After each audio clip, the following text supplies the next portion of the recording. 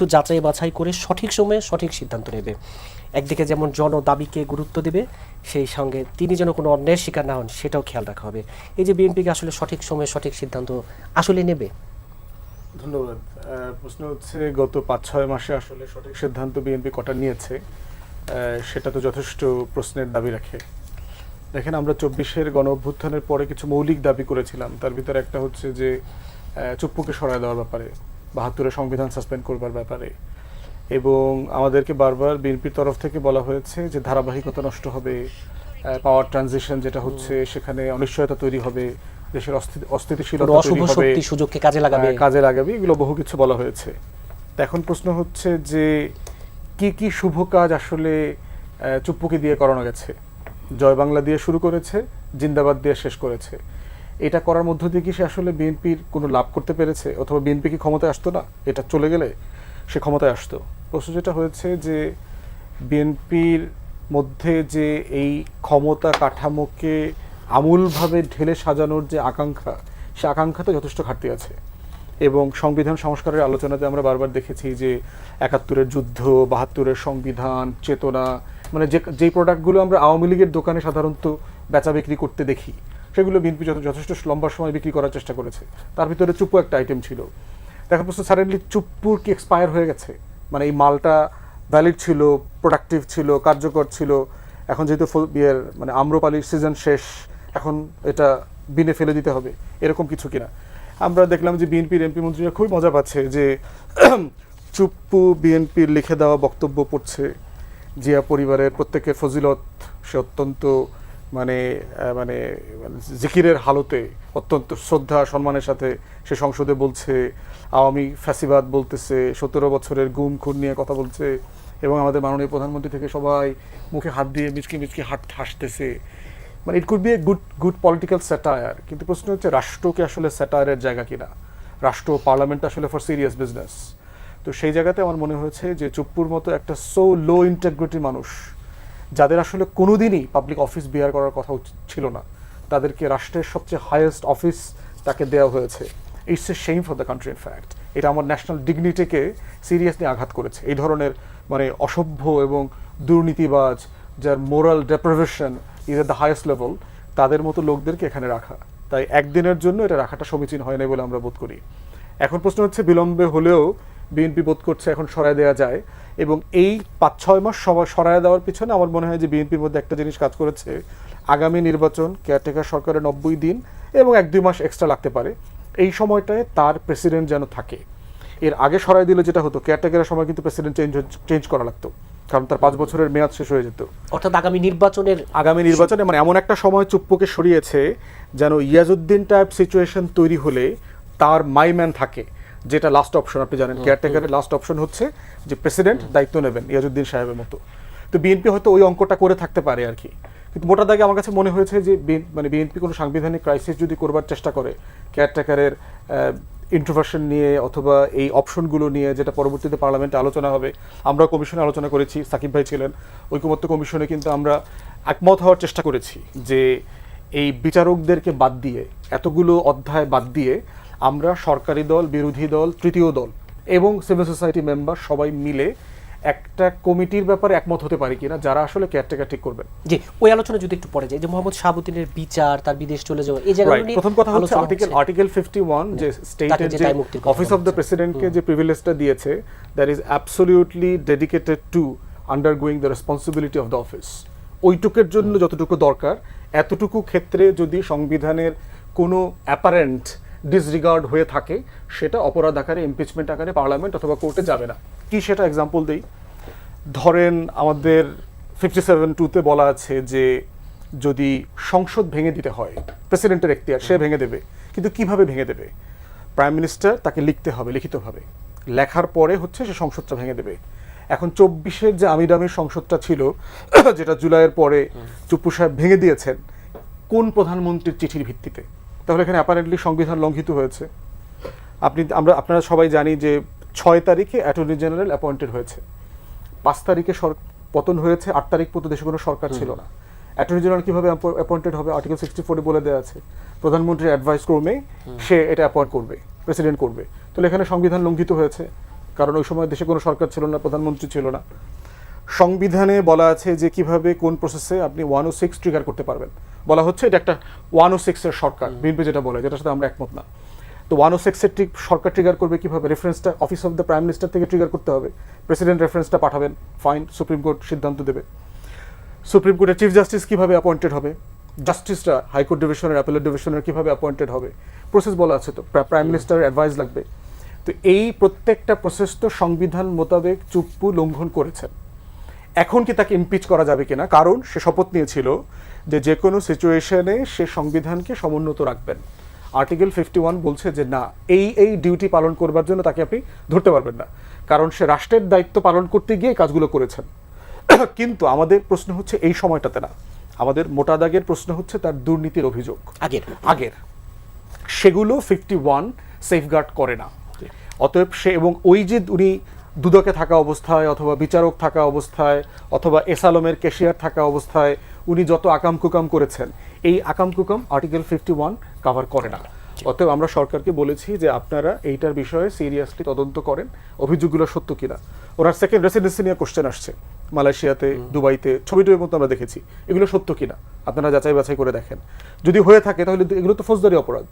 আপনি এগুলো শুরুতেই থাকলে তিনি তো আসলে এই পদের জন্য যোগ্যই হবেন না যদি উনি দুর্নীতিবাজ হয়ে থাকেন। ফাইনালি যেটা হয়েছে, তিনি গত 2 বছরে তার বেশ কিছু স্টেটমেন্ট কিন্তু কন্ট্রাডিক্টরি এবং to the extent of fraud, আর কি পলিটিক্যাল ফ্রড। আপনার মনে আছে 3 বাহিনীর প্রধান পিছনে দাঁড়ানো, হাসিনা পালায় যাওয়ার পরে চুপ্পু লিখিত বক্তব্য পড়ছে না, এই মাত্র হাসিনা পদত্যাগ করিয়াছেন, এই তিনি আবার পরবর্তীতে মানব জমিনের সম্পাদক মতি ভাইকে বললেন যে তিনি রিজাইন করেন নাই। তিনি বিভিন্ন টেলিগ্রামের, ইউটিউবের, ফেসবুক গ্রুপে, মিটিংয়ে কন্টিনিউয়াস বলছে আমি তো পদত্যাগ করিনি। অতএব সংবিধান, বিএনপির 72-এর সংবিধান মোতাবেক তো হাসিনা এখনো প্রধানমন্ত্রী। তো সেই জায়গাটাতে এই ফ্রড করবার এখতিয়ারটা কোথায় আছে, এইটা সিরিয়াসলি দেখা দরকার। এবং এই জন্য আমরা বারবার আহ্বান করছি সরকারকে তাকে দেশ ত্যাগে সুযোগ না দেয়া। কারণ যদি সে দেশ ত্যাগ করতে পারে তাহলে এর আগে শুধু গোপন মিটিং করেছে, গোপনে ফোন আলাপ করেছে, এখন যেটা করবে দিল্লি এবং ভারত আওয়ামী লীগের টাকায় ডিসইনফরমেশন, মিসইনফরমেশন ক্যাম্পেইন করে বিএনপি সরকারকে সারা দুনিয়াতে অবৈধ, অসাংবিধানিক সরকার প্রমাণ করবে 72-এর সংবিধান মোতাবেক, এবং সেটা সরকারের ক্রেডিবিলিটিকে সিরিয়াসলি আন্ডারমাইন করবে দেশে বিদেশে। আবার আপনার কাছে আসবো, নাগরিক ঐক্যের যুগ্ম সাধারণ সম্পাদক সাকিব আনোয়ার, আপনি কি তাই মনে করেন কিনা যে 91 অনুচ্ছেদে তাকে যেই দায় মুক্তিটা দেওয়া হয়েছে সেটি, এবং এই যে তাকে আসলে বিদেশে যাওয়ার সুযোগ দিলে বড় ধরনের সমস্যা? ধন্যবাদ, শুভেচ্ছা জানাচ্ছি আমার সমালোচক এবং যারা শুনছেন। ভাই যেটা বলছিলেন যে 51 তাকে আসলে কতটুকু কাভার করে, মানে একদম উদাহরণ দিয়ে তিনি বললেন। এর বাইরে তিনি ওই চেয়ারে যাওয়ার আগে, শপথ নেওয়ার আগে, দায়িত্বপ্রাপ্ত হওয়ার আগে যে অপরাধ করেছেন, যে অপরাধের সাথে যুক্ত ছিলেন, এমনকি মানে কোনো একটা অপরাধ যদি তিনি ইনিশিয়েট করে থাকেন কিন্তু সেটা ঘটেছে আবার তিনি যখন ওই চেয়ারে আছেন, কিন্তু সেটা ভিন্ন বিষয়, তার ব্যক্তিগত ব্যবসায়িক ব্যাপার হতে পারে, আর্থিক কেলেঙ্কারির ব্যাপার হতে পারে, কিন্তু তিনি ওটা ইনিশিয়েট করেছেন আগে, ঘটনা ঘটেছে ধরেন তিনি যখন চেয়ারে আছেন সেই সময়, সেটারও বিচার করা যাবে, সেটাও কিন্তু 51 কাভার করে না। ফলে নতুন করে যে বাংলাদেশ ফাইন্যান্সিয়াল ইন্টেলিজেন্স ইউনিট যে নতুন যে প্রতিবেদনটা এনেছে, সেখানে 80,000 কোটি টাকার ঋণ অনিয়ম এবং শেয়ার কেলেঙ্কারির একটা তথ্য এসেছে। ফলে মানে একজন ওই চেয়ার হোল্ড করেছেন এবং তারপর এই ধরনের একটা রিপোর্ট তার বিরুদ্ধে আসলো, এই অবস্থায় মানে কোনোভাবেই সরকার তার বিদেশ যাওয়াকে সহজ করবে, মানে একজন সাধারণ মানুষের মতো তিনি বিদেশে চলে যাবেন, এটা হবার কথা না। এটা যদি হয় তাহলে শুরুতে আপনি মনি আপাকে যে প্রশ্নটা দিয়ে শুরু করলেন, কোনো ধরনের সেফ এক্সিট দেওয়া কিংবা কোনো ধরনের একটা নেগোসিয়েশনের মধ্য দিয়ে এটা হয়েছে কিনা, সেই জায়গাটার প্রশ্নটা আবার চলে আসে, কিন্তু সেটা হবার কথা না। এই কারণে কিছু একটা তো পেছনে ব্যাক স্টোরি আছে, না হলে ধরেন এত মানে তাড়াহুড়ো করে, মানে আমি এক্স্যাক্টলি ভাই যেটা বলছিলেন সেটার সাথে একমত, যে মানে এই যে শুরুতেই কেন তাকে সরিয়ে দেওয়া হলো না, হ্যাঁ এটার সাথে একদমই একমত যে আপনার মানে এই সরকার তার মেয়াদ শেষ করবে এবং তারপর তো নির্বাচনের জন্য 90 দিনের একটা ব্যাপার আছে, ইন্টারিমের একটা ব্যাপার আসবে। ফলে ওই সময় যদি কোনো ক্রাইসিস তৈরি হয় তাহলে যদি নিজেদের মানুষ থাকে, ফলে শুরুতে আপনি প্রথম মাসে যদি সরিয়ে দিতেন তাহলে কিন্তু ওই জায়গাতে আপনি আসলে নিজের মানুষকে পেতেন না, ওই সময় নতুন কোনো রাষ্ট্রপতি আসতো এবং সেটা একটা ক্রাইসিস মোমেন্ট তৈরি করতে হয়তো বা। তো ওই কারণে আসলে 6 মাস 8 মাস এই ধরনের একটা ধারণা আমরা আগে থেকেই করছিলাম যে এতদিন পর্যন্ত উনি থাকবেন, এরপরে আসলে তাকে আর রাখবে না, এরপরে সে লায়াবিলিটি হয়ে যাবে আসলে বিএনপির জন্য, বিএনপি তারপর চাইবে যে তার নিজের মানুষ এখানে থাকুক, ফলে ওই হিসাবে সরিয়ে দিয়েছে। কিন্তু যদি শুধু সেটাই হয় তাহলে স্পিকারকে এত তাড়াহুড়া করে তিনি চিকিৎসার জন্য গিয়েছিলেন, মানে হঠাৎ করে সফর তাকে শেষ করে সফর দ্রুত। শেষ করে দ্রুত তাকে আসতে হলো। এবং তিনিও কিন্তু মানে ফেরার পর সাংবাদিকদের বলছেন না আমি জানি না উনি কি করবেন। হ্যাঁ, তার মানে কিছু একটা তো পেছনে মানে সামথিং ওয়াজ কুকিং। এবং যেই খবরগুলো গণমাধ্যমে এসছে যে তিনি লন্ডনে গিয়েছিলেন, সেখানে থেকে তিনি কথা বলেছেন শেখ হাসিনা, যদিও তিনি সেটা অস্বীকার করেছেন। স্বীকার তো করেছেন, ঠিক আছে, কিন্তু কিছু একটা ঘটনা নিশ্চয়ই আছে। এবং তিনি যে পদে ছিলেন তার ওই পদে থাকাটা কিন্তু মানে রাষ্ট্রের জন্য আমরা যে সিচুয়েশনের ভেতর দিয়ে গেছি, হ্যাঁ তিনি যে অনেকগুলো কাজ করেছেন যেগুলোকে আসলে আমরা এখন অসাংবিধানিক বলতে পারি, কিন্তু সেটা আসলে বলাটা রাষ্ট্রের জায়গা থেকে আমাদের ঠিক হবে না, কারণ ওই কাজগুলো আসলে ওই মুহূর্তে প্রয়োজন ছিল আমাদের, না হলে তো আসলে রাষ্ট্র একটা ক্রাইসিসের মধ্যে পড়ে যেত। ফলে ওইটা তিনি করেছেন, সেটা জন্য আসলে যদি আমরা এখন বলি তাহলে অনেক ক্ষেত্রে আবার আমাদের অভ্যুত্থানও আবার প্রশ্নবিদ্ধ হয়ে যায় যে আমি অভ্যুত্থানের মধ্যে দিয়ে আমার একটা নির্বাচিত সরকার, সো কল্ড নির্বাচিত সরকারকে তো আমি উৎখাত করলাম। তো যাই হোক, এখন বিষয় হলো যে ওগুলোর জন্য ধরার ব্যাপার নাই, কিন্তু এই যে তার যে অপরাধগুলো মানে ফৌজদারি অপরাধ তিনি করেছেন বলে রিপোর্ট আসছে, সেগুলোর জন্য হলেও সেগুলো যতদিন পর্যন্ত সুরাহা না হচ্ছে, যতদিন পর্যন্ত সেই শুনানি না হচ্ছে, ততদিন পর্যন্ত তার দেশ থেকে নিষেধাজ্ঞা থাকবে, এটা খুবই স্বাভাবিক। কিন্তু যদি না হয়, ওটাই বলছিলাম, তাহলে কিছু একটা হয়তো নেগোসিয়েশন থেকে থাকতে পারে। এনসিপি যুগ্ম সদস্য সচিব জয়নাল আব্দুল শিশির, এই যে সংবিধান অনুযায়ী রাষ্ট্রপতি দায় মুক্তি থাকায় দায়িত্ব পালনকালীন ফৌজদারি বা অন্য কোনো বিষয়ে শাহাবুদ্দিনের বিরুদ্ধে মামলা করা সম্ভব নয়, আইন স্বরাষ্ট্রমন্ত্রী বলেছেন, আর আইনমন্ত্রী যা বলছেন। তো মানে সব মিলিয়ে মোহাম্মদ শাহাবুদ্দিন ইস্যুতে বিএনপির যে অবস্থান, এনসিপি আসলে কি দৃষ্টিতে দেখছে? ধন্যবাদ আপনাকে এবং আমাদের সহ আলোচকদেরকে। দেখেন, আজকে শাহাবুদ্দিন চুপ্পুর এই বিদায়ের মধ্য দিয়ে প্রমাণিত হলো ছাত্র জনতা সঠিক ছিল এবং বিএনপি মানে পারি খেলো অনেক দিন পরে জল ঘোলা করে খেলো, এটা প্রমাণিত হলো। আমরা শুরু থেকেই বলেছি এই চুপ্পু শেখ হাসিনার একজন কেনা গোলাম, তৃতীয় শ্রেণীর গোলাম। সে কখনোই এই অভ্যুত্থানপন্থী কোনো দলের পক্ষে হতে পারে না। যেটা গণমাধ্যমে এসেছে, সে অলরেডি সে কিন্তু এই সন্দেহের মতো মানে বড় ধরনের একটা সন্দেহের কাজ করেছে এবং সে কিন্তু বিশেষ একটা মানে সুযোগের অপেক্ষায় ছিল। যদি আমি বলি, ধরেন হয়তো অনেকে বিএনপি এখন অনেকে বলতে পারে যে না তার এত ক্ষমতা নাই, সে কিছুই করতে পারতো না। সে কিন্তু একটা বিশেষ সুযোগ বা ডিসেম্বরকে কেন্দ্র করে যে একটা সুযোগ হতো, এই সুযোগে যদি সে সুযোগ পেত তাহলে তার পক্ষে কিন্তু বলা সম্ভব হতো যে প্রধানমন্ত্রীর অনুমতি ছাড়া তো আমি পার্লামেন্ট ভাঙতে পারি না, সুতরাং আমি এবং ডামি ইলেকশনে এই পার্লামেন্ট ভাঙা হয় নাই, সুতরাং আগে পার্লামেন্ট বহাল আছে। এছাড়াও সে তার যে একটা ক্ষমতা আছে, যদিও বিএনপি বলে তার কোনো ক্ষমতা নাই, সে কিন্তু সর্বোচ্চ মানে দণ্ডপ্রাপ্ত ব্যক্তিকে কিন্তু সে খালাস করে মানে মাফ করে দিতে পারে, শাস্তি কমাতে পারে, স্থগিত করে দিতে পারে। এই সুযোগটা তার ছিল, শেখ হাসিনাকে সে মাফ করে দিতে পারত বিশেষ পরিস্থিতি। আমি এই পরিস্থিতির কথা বলতেছি না, একটা পরিস্থিতি ক্রিয়েট করতে পারলে। তো এখন আমরা তো এই আশঙ্কা অনেক আগে করেছি, বিএনপি কেন করলো না এটা? এখন একটু নিজেদের স্বার্থ বেশি যাচ্ছে, মানে বিহুকে যাচ্ছে এই জন্যে। এছাড়াও বিএনপি এখন আমাদেরকেও মানে আর্টিকেল 51 শিখায় এবং শাহাবুদ্দিন চুপ্পু আমাদেরকে শিখায় এটা পুরো দেখার জন্য। আর্টিকেল 51-এ আপনার ফৌজদারি মামলা করা যাবে না, কিন্তু দেওয়ানি মামলা করা যাবে, কোথাও বাধা নাই। চুপ্পুর কাছে তো আপনার টাকা পাই। চুপ্পু ছিল সালমের কেশিয়ার, সে রাষ্ট্রপতি হওয়ার আগেও ইসলাম ব্যাংকের ভাইস প্রেসিডেন্ট ছিল। সালম যে এখানে 82,000 কোটি টাকা লুটপাট করেছে, এই টাকাটা কার মাধ্যমে লুটপাট করেছে? সালম কি নিজে হাতে টাকা ধরছে? এটা তো চুপ্পুদের মাধ্যমে করছে। এই যখন আমরা এই চুপ্পুর পদত্যাগ দাবি করলাম, বিএনপির কিছু সালমের দালালরা আছে, বলা লাগে দালালি এরা, তারা এই চুপ্পুর পক্ষে দাঁড়িয়ে গেল না, চুপ্পু এখানে সংবিধান রক্ষা করে, চুপ্পুকে আঘাত করলে 72 সংবিধানে আঘাত করা হয়, এই চেতনা পরিণত করা যাবে না। এখনো যখন আমরা বলতেছি হ্যাঁ ঠিক আছে তার বিদায় দিছো, কিন্তু আমাদের যে টাকাগুলো আছে তার কাছে বা তার যে তার যে মানে মনিবের কাছে আছে, এসালমের কাছে আছে, এই টাকাগুলো উদ্ধার করতে হবে। তখন বলতেছে না, এই ব্যাপারে কোনো আদালতে মামলা করা যায় না, আর্টিকেল 51 আছে এবং তাকে বিদেশে নাকি যাইতে দিবে। এখন আমার সন্দেহ হচ্ছে তাকে বিদেশে যাইতে দিবে এসালমের সাথে বসে কত পার্সেন্টেজ দেয়া যায়নি, আন্ডার টেবিল নেগোসিয়েশন করা যায়। কারণ এই 82,000 কোটি টাকা জনগণের টাকা, একটা গ্রুপ আছে এরা এখন বিশ্বাস করে যে এই টাকা জনগণের দেওয়ার দরকার নাই, এই টাকা আমরা এসালম থেকে আদায় করে আমরা নিজেরা পকড়স্থ করবো। তারা এখনো এসালমের পক্ষে আছে এবং চুপ্পুকে এই জন্য তারা কিছু বলতেছে না। আপনি খেয়াল করবেন পুরো সময়টুকু চুপ্পুকে কিন্তু সেফগার্ড কিন্তু 72 সংবিধান দেয় নাই, দিছে এসালম এবং এসালমের পন্থী বিএনপির লোকজন। এসালম পন্থী শুধু আওয়ামী লীগের লোকে ছিল না, বিএনপির মধ্যেই লোক ছিল। বিএনপি এসালমের টাকায় বিএনপির অনেকে আছে রাজনীতিও করছে, ইলেকশনও করছে এবার। তো তারা দেখেন আজকে চুপ্পুকে এখনো পর্যন্ত তার যে ফিনান্সিয়াল ক্রাইম এটা নিয়ে কথা বলছে না।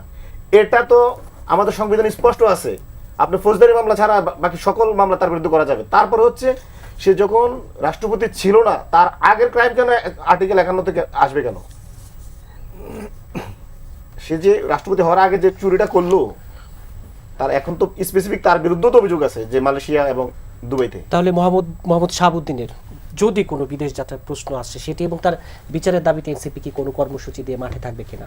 যা করতেছে তো এনসিপি করতেছে সরাসরি। তো এখন দেখতেছি মানে চুপ্পু বা এখানে অঘোষিতভাবে আসসালামের পক্ষে দাঁড়াই গেছে বিএনপির লোকজন, তাকে বিদেশ যাইতে দিবে, নিরাপদে তার সাথে সেফ এক্সিট দিবে। এটা নাকি আবার সমঝোতা হয়েছে বিভিন্ন গণমাধ্যমে আমরা দেখতেছি। সমঝোতাটা কি? ওই 82,000 কোটি টাকাই তো এনসিপি মনে করে এই 82,000 কোটি টাকা জনগণের টাকা।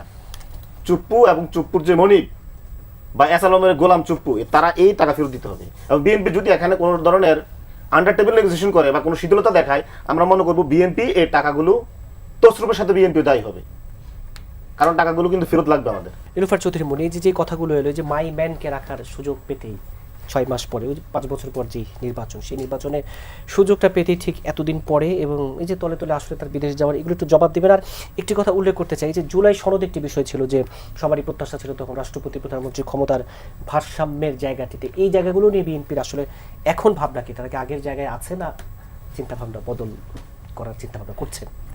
দেখেন, বিরোধী দলের মতো কথা বলবে, বিরোধী দল যদি সরকারি দলের মতো কথা বলে ওটা কিন্তু দেখতে খারাপ দেখা যাবে। ওটা কি মনে হবে যে পাতানো জাতীয় পার্টি আর কি আওয়ামী লীগের মতো। আমরা চাই বিরোধী দল বলুক, আমরা যে কথাগুলো, আমরা অনেক কথা, আমি সারা জীবন বিরোধী দলে টকশো করছি, আমার নিজেরই এখন কেমন জানি উল্টাপাল্টা লাগে। তো আমি বিরোধী দলকে সম্মান করি ওই জায়গাটায়, তারা তাদের মতো সমালোচনা করুক। যেটা ফুয়াদ বলেছেন মাইমেন, সেটা সে তার দৃষ্টির থেকে বলেছেন। এইখানে আমি মনে করি যে এই জায়গায় এটাই, এই 6 মাসে কিছুই কোনো ব্যাপার না। তো 6 মাস যদি রাখা যায়, আরও 6 মাস রাখলে তো সমস্যা হতো না। তাহলে এখনই কেন সরাতে হলো? বা 3 মাসেও তো বিদায় করা যেত। আমাদের তো দরকার 3 মাস, 3 মাসের মধ্যে বাধ্যতামূলক নির্বাচন, হ্যাঁ, আপনার ইন্ট্রিমের হাতে বা তত্ত্বাবধায়কের হাতে। সেখানে আমরা তো 3 মাস বা 3.25 মাস রাখলেই হয়ে যেত। তাহলে এখানে 6 মাস আসলো কেন? তো জবাব দেওয়া যায় অনেকভাবে কথা, আমি ওনাদের সব কথার জবাব দিতে চাই না। আমি বলি ওনারা বলুক, ওনারা সুখ পাক বলে, শান্তি পাক, একটা কিছু তো পাইতে হবে, কারণ তারা এই রাষ্ট্রপতির বিরুদ্ধে ছিল প্রথম থেকেই। কিন্তু আবার ওনারা এটাও বলছেন যে বিশাল অঙ্কের টাকা, 82,000 কোটি টাকা। তো তারা এটা যখন বলেছে, এখন তারা টাকাটা হিসাব আমি খুব কম বুঝি, আমি একদমই বুঝি না। তারপরও 82,000 কোটি টাকা শুনতে খারাপ শোনা যায় না। সেটা যদি তারা রাখতে পারে, আনতে পারে, নিতে পারে, সবসময় তো সব সরকার বলে, আওয়ামী লীগ সরকার কতদিন বলেছিল মনে আছে আপনার, যে বিএনপির টাকা এই তো আনতেছি, ওই আনতেছি, কিছুই করতে পারে নাই। আপনার ইন্ট্রিমের সময় সবচেয়ে বেশি সুইস ব্যাংকে টাকা ঢুকছে। কে ঢুকালো, কোথা থেকে ঢুকালো, তখন তো আর অন্য কেউ ঢুকাতে পারবে না, তাদের ছত্রছায়া যারা থাকে তারা ছাড়া। তো এই জন্য বলি যে এই টাকাগুলোর আমরা হিসাবটাই খালি পাই, টাকা আমরা কখনো চোখে দেখি না, বা দেশের কল্যাণে ব্যয় হয় এরকম আমরা দেখি নাই। তো সেই জায়গায় আমি বলতে চাই যে এটা বিরোধী দল চুলচেরা হিসাব করুক, বিরোধী দল এটা নিয়ে কথা বলুক, বিরোধী দল এটা নিয়ে রাস্তায় রাজপথে দখল করে থাকুক, আমি অখুশি হব না। সরকারের সাথে তারা আলোচনা করুক, চর্চা করুক, তাদের প্রতিবাদের, সেসব কিছু ঠিক আছে। কিন্তু জুলাই সনদ নিয়ে যে কথাটা বললেন, জুলাই সনদ আপনার রাষ্ট্রপতি ক্ষমতার ভারসাম্যের যে জায়গাটি, হ্যাঁ, সেই জায়গায় আপনার জুলাই সনদের যেইখানে যেটুকু বিএনপি নোট অফ ডিসেন্ট ছাড়া যা কিছু আছে সেগুলো সব কিছুই বিএনপি এক বর্ণ এখান থেকে মিস করবে না, সব কিছুই ফুলফিল করবে। শুধুমাত্র নোট অফ ডিসেন্ট যেগুলো আছে সেগুলো নিয়ে চুলচেরা বিচার বিশ্লেষণ করবে এবং তারপরে আপনার নির্বাচন হবে সংসদে। নির্বাচনে 2/3 জয়যুক্ত হয়েছে, 2/3 মেজরিটি যদি থাকে জয়যুক্ত হবে, না জয়যুক্ত হয়েছে যদি 2/3 মেজরিটি থাকে তাহলে সেটা জয়ী হবে। কিন্তু এরই মধ্যে সংস্কারের চেতনা থেকে আপনারা সরে আসছেন, সেই অভিযোগ আছে, দলীয় কোনো অভিযোগ আছে, বেশ কয়েকটি প্রতিষ্ঠানে নিজেদের দলীয় লোক বসিয়েছেন, এমনকি ইসি সচিবালয়ে অতিরিক্ত সচিব পদে 1 বছরের চুক্তিতে একজনকে নিয়োগ দেওয়া হয়েছে, এগুলো নিয়ে সমালোচনা আছে। দেখেন, এগুলো নিয়ে সমালোচনা, কাজ যে করে সমালোচনা তারই হয়, কাজ না করলে কোনো সমালোচনা নাই। এখন কাজ করতে গিয়ে 2 মাসের সরকারকে যখন একটা বিরোধী দল পৃথিবীর সবচেয়ে শ্রেষ্ঠ অজনপ্রিয় সরকার বলে, 2 মাসের সরকার, 5 মাসের সরকারকে যখন বলে যে ফেলে দিবে, নামিয়ে দিবে, শেষ করে দিবে, যখন এই ধরনের ষড়যন্ত্র অব্যাহত রাখে তখন বিএনপির কি করার আছে সেইখানে প্রত্যেকটা হাত যদি বেহাত হয়ে যায় নির্বাচনের আগে, নির্বাচনে যাকে ভোট দিবে তাকেই আমরা মেনে নেব, যাকে ভোট দিবে সে নির্বাচিত, কিন্তু নির্বাচনের আগে যদি এই ধরনের অপকর্ম করার চেষ্টা করা হয় সরকারকে ফেলে দেওয়ার জন্য, কারণ ষড়যন্ত্র কিন্তু বসে নেই, ষড়যন্ত্রের মতো ওই আপনার 5 আগস্টের আগে যে ধরনের ষড়যন্ত্র আমরা দেখেছিলাম শুরু হয়েছিল কোটা দিয়ে, আমরা খুশি ছিলাম, আমরা ষড়যন্ত্রের অংশীদার ছিলাম, কিন্তু ষড়যন্ত্রটা কিন্তু ষড়যন্ত্র না, ওইটাই আন্দোলনটা কিন্তু কোটার মধ্যে আর থাকে নাই। এখন যেটা হচ্ছে এটাকে ষড়যন্ত্র বলে, কারণ সদ্য একটা নির্বাচন হলো, সদ্য একটা নির্বাচনে আপনার 1 বছর 2টা বছর না গেলে 15.5 বছর ফ্যাসিস্টের আপনার টাকা পাচার করা জায়গায়, যখন শূন্যের কোটায় টাকার অবস্থান একটা দেশ চালানোর জায়গায়, সেখানে একটা সরকারকে কোথায় সহযোগিতা করবে তা না করে সরকারকে প্রতিদিন ফেলে দেওয়ার মতো তারা চেঁচামেচি করেন বা ঘোষণা দেন, তারা বিভিন্নভাবে বিভিন্ন আঙ্গিকে, যারা সংসদে চুপ মেরে বসে থাকে চুপ করে, কারণ কোনো সমালোচনা করার কোনো অবস্থাই পান না তারা, কারণ ওইখানে যুক্তির সাথে আইনের সাথে আপনার কথা বলতে হবে, সেখানে তারা পেরে উঠছেন না, কিন্তু বাইরে এসেই তারা কিন্তু বলছেন, ফেলে দিচ্ছেন কখন কিভাবে কোথায়। এবং আপনি যদি ইউটিউবারদের ইউটিউবগুলো এখন দেখেন তাহলে বুঝবেন যে কত প্রকার ষড়যন্ত্র কত দিক দিয়ে যাচ্ছে, কোনটা ধরবেন আর কোনটা ছাড়বেন। সেই জায়গায় বিএনপির কোনো উপায় নাই আপনার সাময়িক প্রশাসকগুলো বসানো নিজের ছাড়া। তো ইলেকশনের মধ্যেই হবে, অক্টোবর থেকে নির্বাচন শুরু হবে, তখন থেকে আপনি দেখবেন আস্তে আস্তে তো এগুলো সরে যাবে। আর আপনার ইউনিয়ন পরিষদ বলেন বা পৌরসভাগুলোতে বলেন, এগুলোতে তো প্রশাসনই বসে আছে, এইখানে তো আপনার কোনো দলীয় কাউকে দেওয়া হয় নাই। তো এই জায়গাগুলো, আর এই যে একজনের কথা বললেন নির্বাচন কমিশনে, একজনের কথা আপনার 12 জন যে নিয়োগ হয়েছে 2 দিন আগে, তার 11 জন সাবেক ছাত্র নেতারা ছিল, অস্বীকার করছি না, এবং তারা খুবই পুরখাওয়া প্রত্যেকের জায়গা থেকে, এবং প্রত্যেকেই খুব ভালো ভালো প্রতিষ্ঠান থেকে পাশ করা। তারা যদি আপনার সরকারি কোনো চাকরি করতো, তাদের মনোনয়ন দেওয়া সম্ভব হয় নাই, তারা যদি সরকারি চাকরি করতো তাদের বন্ধু বান্ধবরা প্রায় সচিব বা সিনিয়র যুগ্ম সচিবের পদমর্যাদায় আছে, কারণ আমি সবাইকে চিনি ওখানে। আর একজন যার কথা বললেন তাকে আমি ছাত্র দলে দেখিনি, সে ছাত্র দলের না, বা বিএনপি ওরকম কিরকম করেছেন আমি জানি না, সেটা আপনারাই ভালো বলতে পারবেন।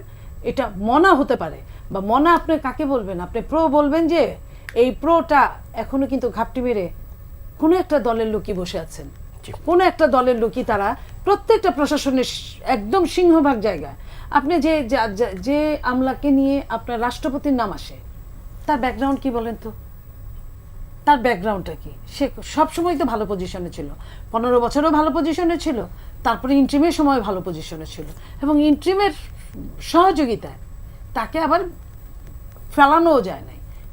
এই যে সহযোগিতা, আমরা তো ইন্ট্রিমকে মানি না তা তো বলি না, আমরা তাদের রেখে যাওয়া যে সমস্ত রিকোয়েস্ট, যে সমস্ত জায়গা, বিএনপি কিন্তু সবকিছু সবাইকে মেনে নিয়ে রাজনীতি করছে। তো সেই জায়গা থেকে আমি বলতে চাই যে আপনার এইখানে বেশ কিছু দিনের মধ্যে এগুলো সব ঠিক হয়ে যাবে, পৌরসভাগুলো, সিটি কর্পোরেশনগুলো। শুধুমাত্র আপনি যদি বলেন এইখানে দুদক এই সেই ওই, এগুলা আপনার থাকে 100টায় যদি 1% না থাকে তাহলে হয় না। কিছু থাকতে হয়, এবং সহযোগিতা না করে বারবার ফেলে দেওয়ার হুমকি, আর কিছু তো আসলে যে জায়গাটা নির্বাচনী মনি বলছিলেন। প্রথম কথা হচ্ছে যে আজকে মাননীয় স্বরাষ্ট্রমন্ত্রী আজকে অথবা কালকে ওনারা যেটা বলার চেষ্টা করছেন যে ওনার বিরুদ্ধে ফৌজদারি অপরাধ অভিযোগ আনা যাবে না, অথবা গ্রেফতার করা যাবে না, মামলা করা যাবে না। আমাদের মহামান্য এরশাদ মহাশয় যখন ক্ষমতাচ্যুত হলেন, ওনাকে 7 দিনের মাথায় কোন সরকার মামলা দিয়ে গ্রেফতার করেছিল? বিএনপি সরকার। কি অভিযোগ ছিল? স্বৈরাচার, হাবিজাবি, এই তেমন কোনো দুর্নীতির অভিযোগ তখন কিন্তু করে নেই, বাট জেলে কিন্তু বিএনপি ভরছে। তাহলে এরশাদ তো প্রেসিডেন্ট ছিলেন, আর্টিকেল 51-এর প্রিভিলেজ তো তারও ছিল, তাহলে বিএনপি সরকার তখন কি সংবিধান বদলে গেছিল? তখন তো রাষ্ট্রপতি শাসিত সরকার ছিল না, কিন্তু 51-এর প্রিভিলেজ তো রাষ্ট্রপতি শাসিত সরকার না, 51-এর প্রিভিলেজ ইস্যু হচ্ছে 51-এর প্রিভিলেজ। আপনার ভ্যালুসটাকে আমি ভ্যালুসকে বলছি, কোনো পার্থক্য নাই। আপনার তখন এক্সিকিউটিভ ক্ষমতা ছিল প্রেসিডেন্টের, এখন এক্সিকিউটিভ ক্যাপাসিটি নাই, কিন্তু প্রশ্ন হচ্ছে 51-এর প্রিভিলেজ তো সমান, যে অফিস অফ দ্য প্রেসিডেন্টকে আপনি ইমপিচ করতে পারবেন কিনা, পিনাল করে তাকে মুখোমুখি করতে পারবেন কিনা। হ্যাঁ পারবেন, যদি এই শর্ত যেগুলো বললাম সেগুলো করা যায়।